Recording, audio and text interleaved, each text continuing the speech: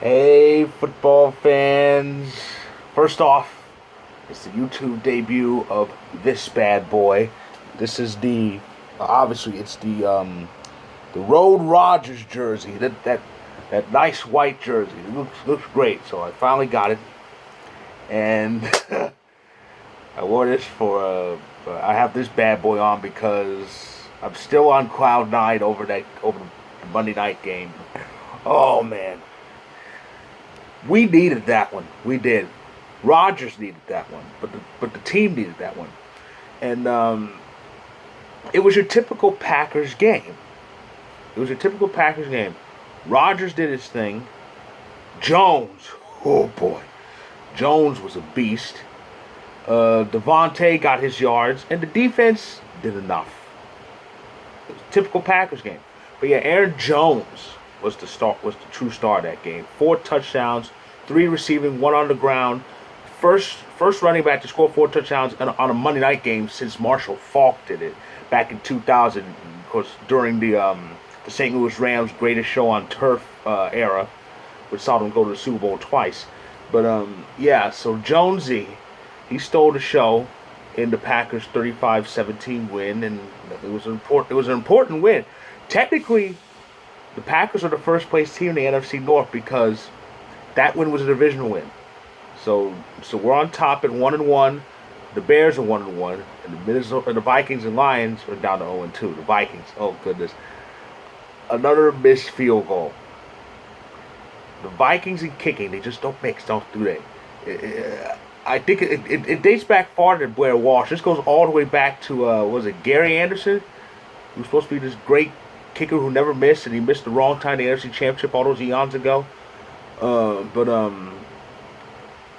yeah. So but the true game of the week was this big game between the Ravens and the Chiefs. Oh man, that was a hell of a game. I said to a close and dear friend who I hope is watching this that this was going to be a slobber knocker, and boy was it. Uh, it went as advertised. Mahomes versus Lamar Jackson, and each side had a great, highly paid tight end: Travis Kelsey, Mark Andrews, and it was a hell of a game. But it looked like the Chiefs had it in control. They had a double-digit lead. Then um, the Ravens scored those back-to-back touchdowns, six-point touchdowns. They went for two twice, didn't get it. And then, but even so, the Chiefs had plenty of time to get in the field goal range. But Clyde Edwards-Helaire fumbles it. Yeah, he coughed it up. And they were and and they were in range when he coughed it up. So Baltimore was on their own like 30 something, and they were moving. They moved down the field. They forced Kansas City to use timeouts, and by the time it was 4th and 1, Kansas City had no timeouts. It was 4th and 1. And I think they were like close to midfield, and then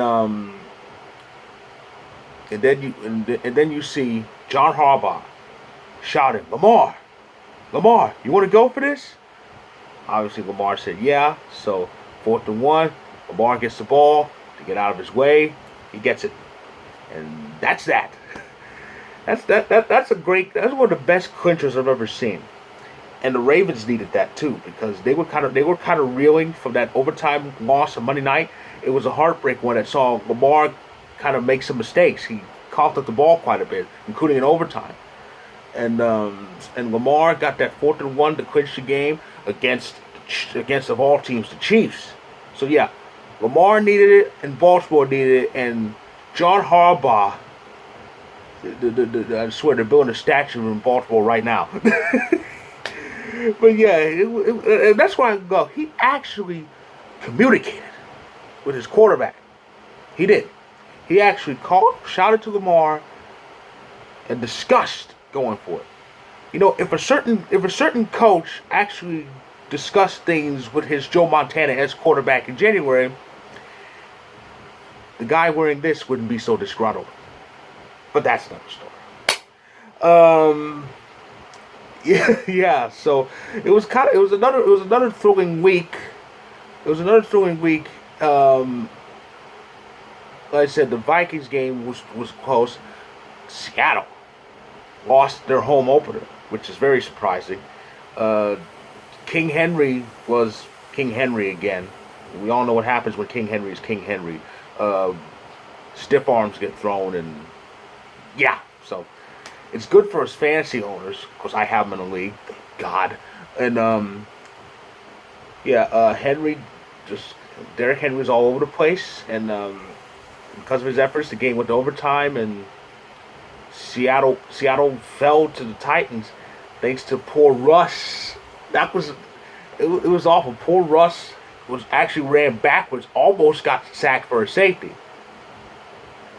but he got sacked. But he got tackled down to zone one. That led to Tennessee having good field position, few yards later to get in field goal range, and that's that. So what we have here is a league where it's a league where Seattle's 1-1 and Kansas City's 1-1. That's the big shocker. Kansas City is 1-1. I mean, usually now Kansas City losing is expected, but usually Mahomes' first loss comes sometime in October. We're in September. We're in late September already. He's one down in the loss column. He's 1-1, and this is happening. This is happening in an AFC which is still wide open. You know how wide open? You know how wide open the AFC is? You know how many undefeated teams are in the American Football Conference? Two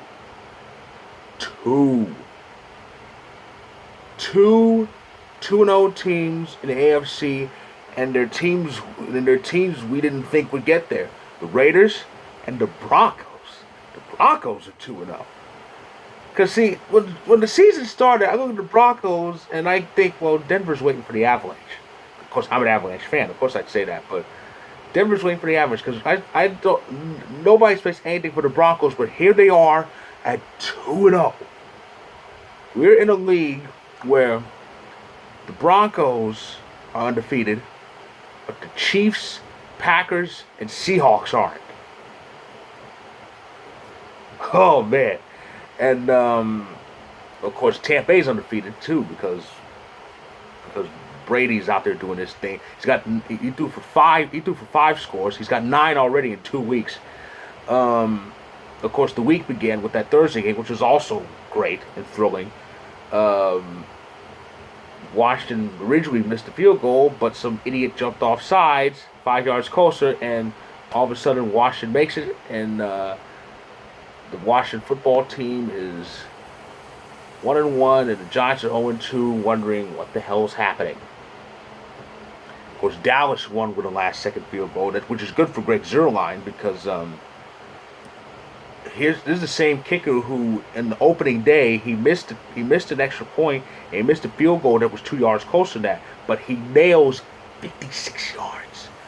56 yards to win the game, so Dallas is 1-1. And of course, I mentioned the Raiders. They beat Pittsburgh. Pittsburgh can't seem to beat the Raiders. No matter how bad the Raiders are, Raiders always seem to beat the Steelers. It's like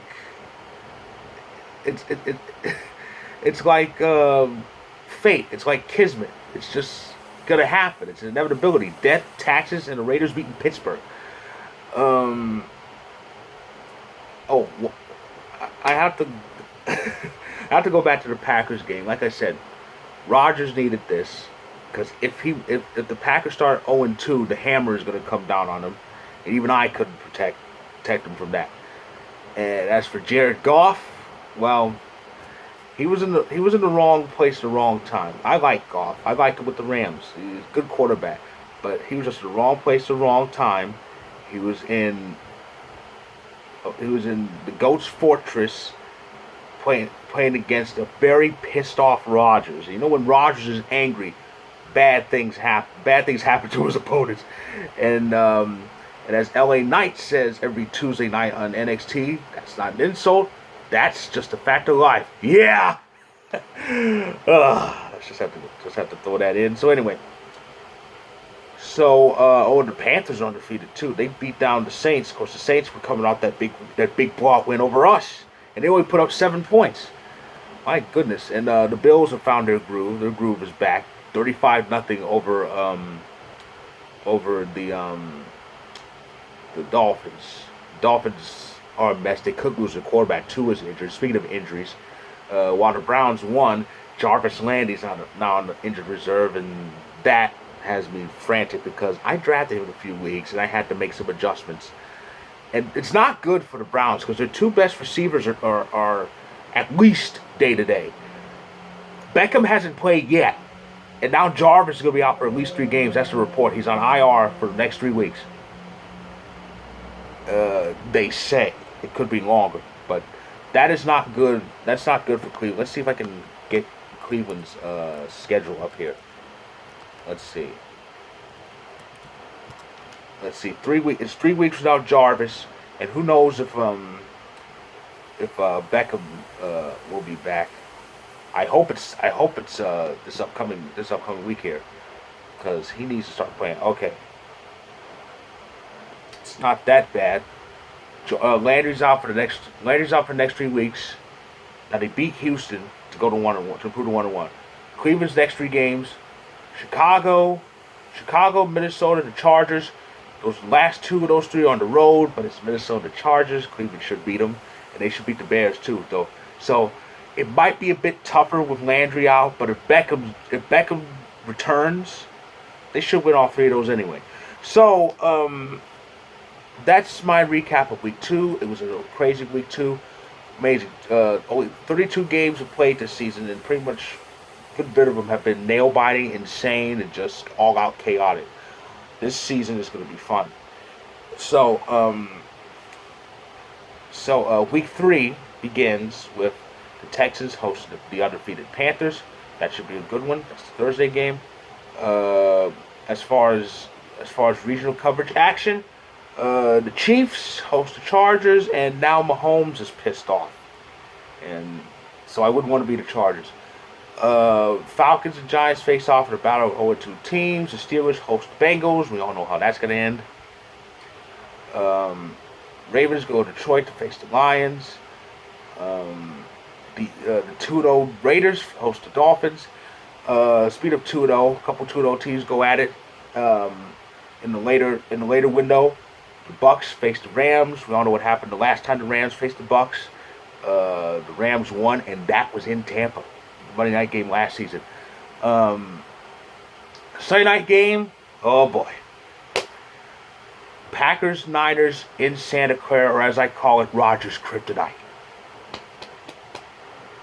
This is Rodgers' chance to exercise that demon. If he can win in Santa Clara, things are going to look up. So that's the Sunday night game. Packers, Niners in Santa Clara. The Monday night game, an NFC East battle. All NFC East battles are fun.